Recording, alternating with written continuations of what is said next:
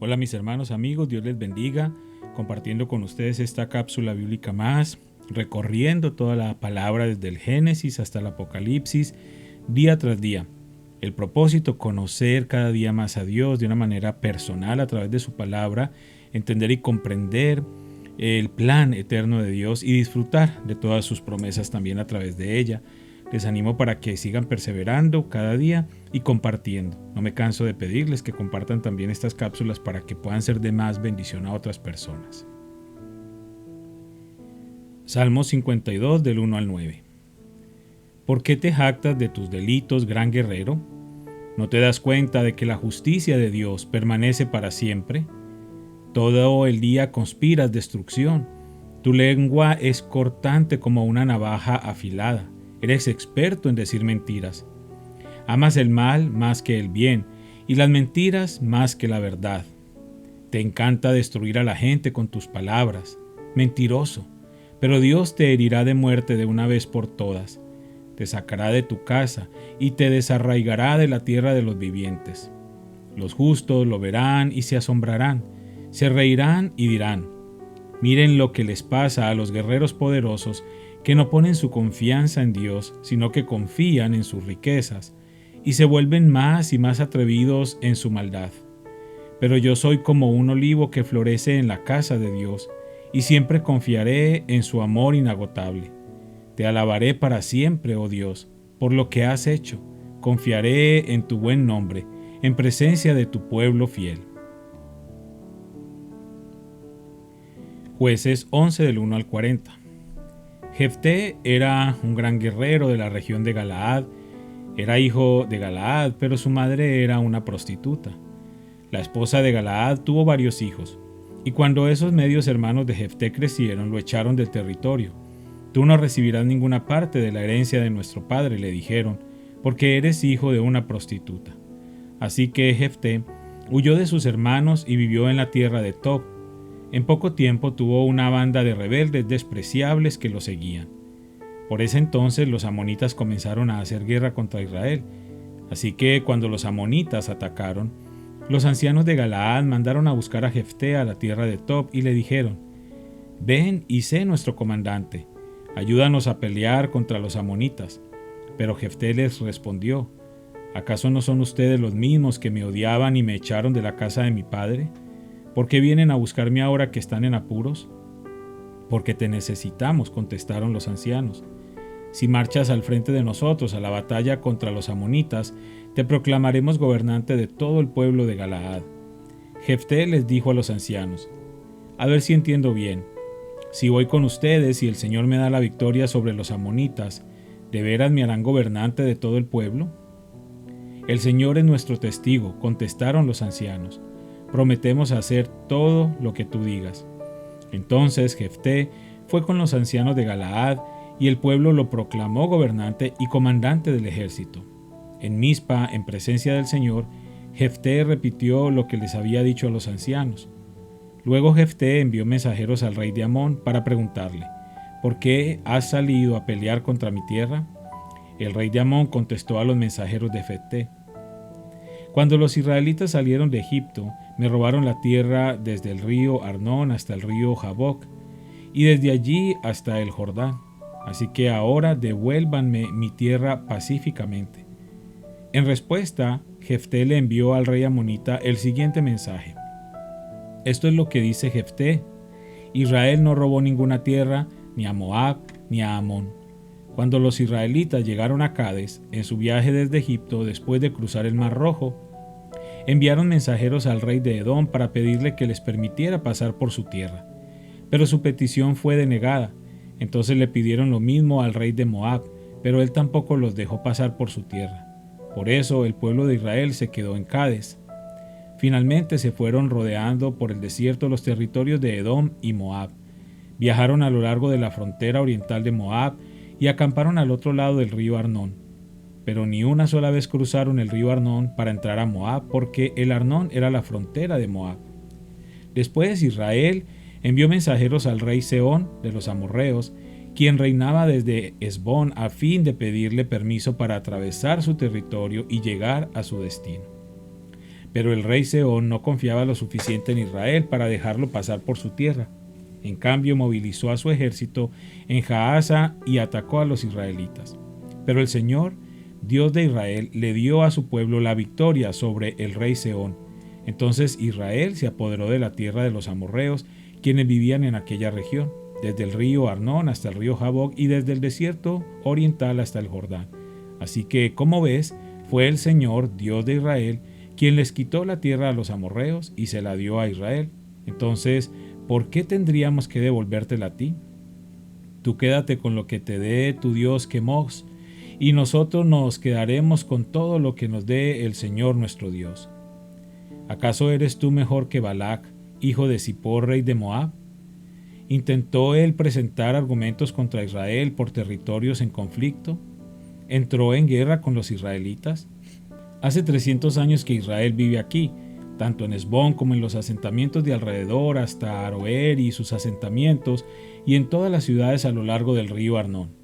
¿Por qué no has hecho ningún esfuerzo hasta ahora para recuperar la tierra? Por lo tanto, yo no pequé contra ti, más bien tú me hiciste daño al atacarme. Que el Señor, quien es juez, decida hoy quién de nosotros tiene la razón, si Amón o Israel. Pero el rey de Amón no hizo caso al mensaje de Jefté.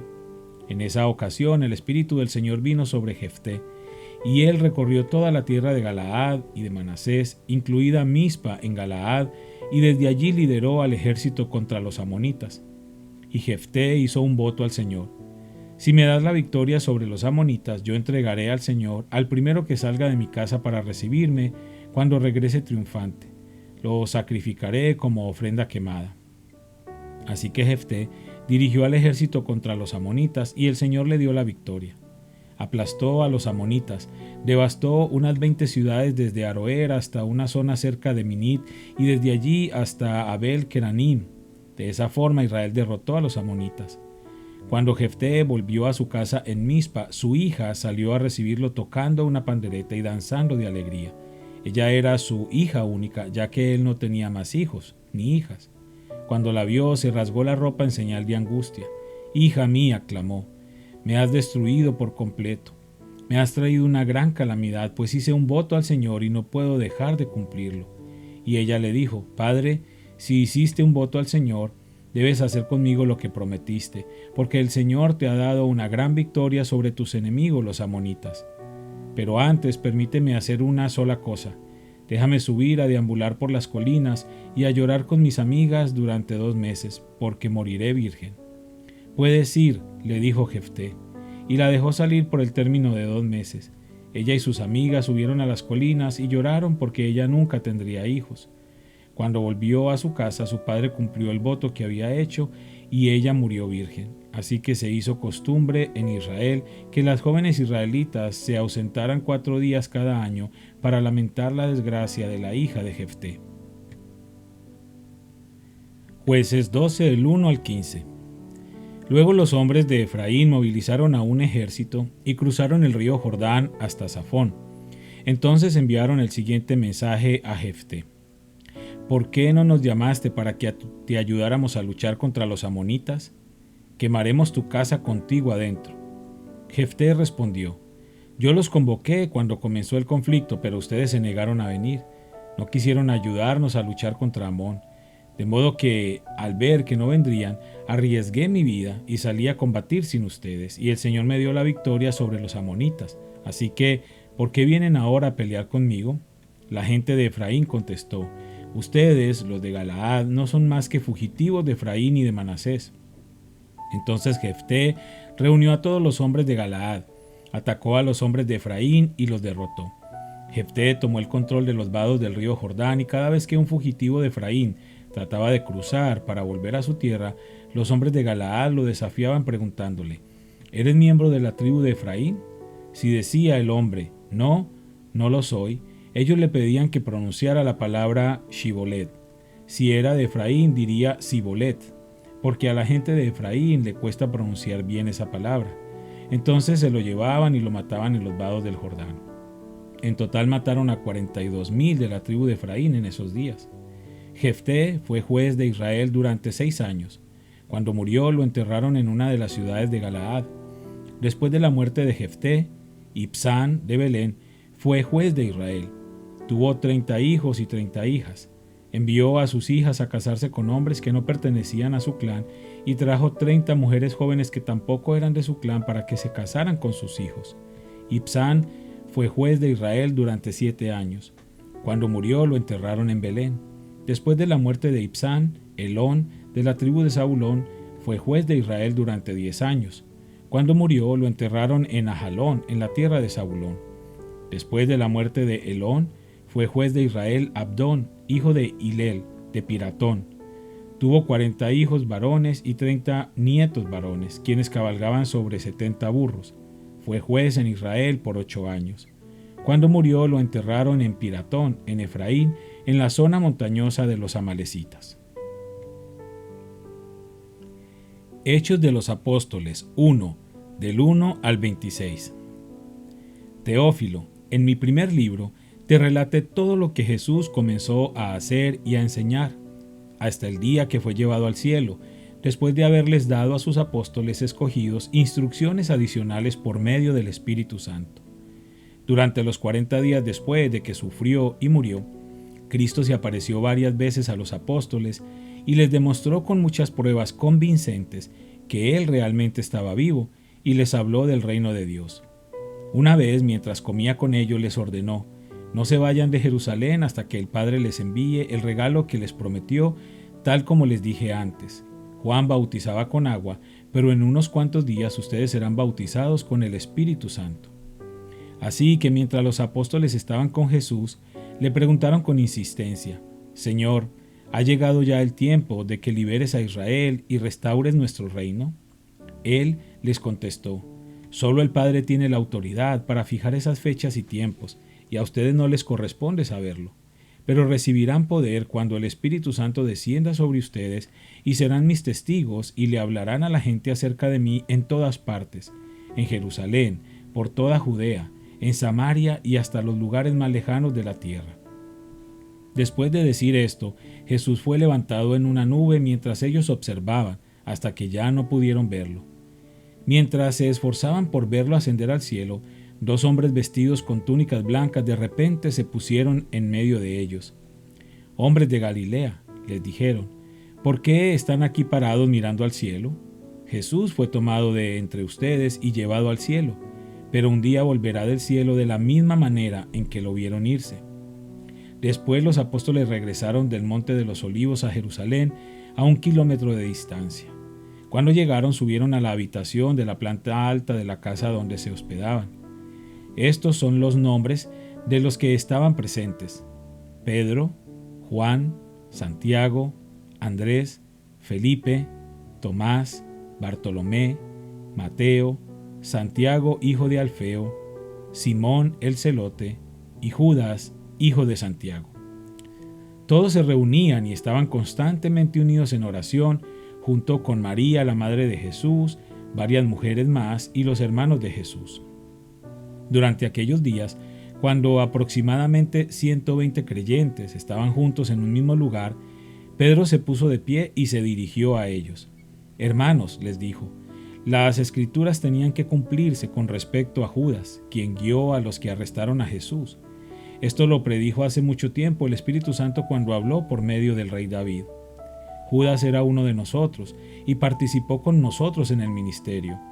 Judas había comprado un campo con el dinero que recibió por su traición.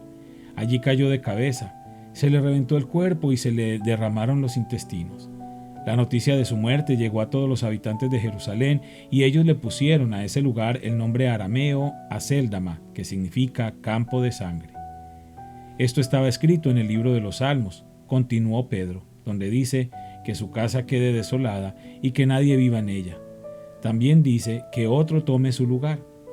Entonces ahora tenemos que elegir a alguien que tome el lugar de Judas entre los hombres que estaban con nosotros todo el tiempo mientras viajábamos con el Señor Jesús. Desde el día en que Juan lo bautizó hasta el día en que fue tomado de entre nosotros. El que salga elegido se unirá a nosotros como testigo de la resurrección de Jesús. Así que propusieron a 2 hombres, a José, a quien llamaban Barsabás, también conocido como Justo, y a Matías. Después todos ellos oraron: Oh Señor, tú conoces cada corazón. Muéstranos a cuál de estos hombres has elegido como apóstol para que tome el lugar de Judas en este ministerio, porque él nos ha abandonado y se ha ido al lugar que le corresponde. Entonces echaron suertes y Matías fue elegido para ser apóstol con los otros 11. Padre, te damos gracias una vez más por tu palabra maravillosa. Gracias, Señor, porque nos permites conocerte cada día más a través de ella. Gracias por todo lo que hemos estado aprendiendo, porque hemos estado creciendo espiritualmente.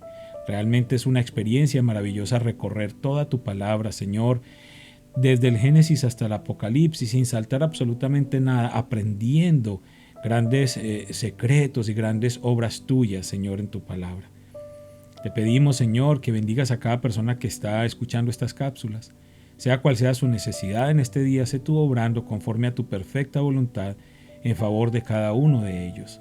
Te lo pido, Señor, en el nombre de Cristo Jesús. Amén.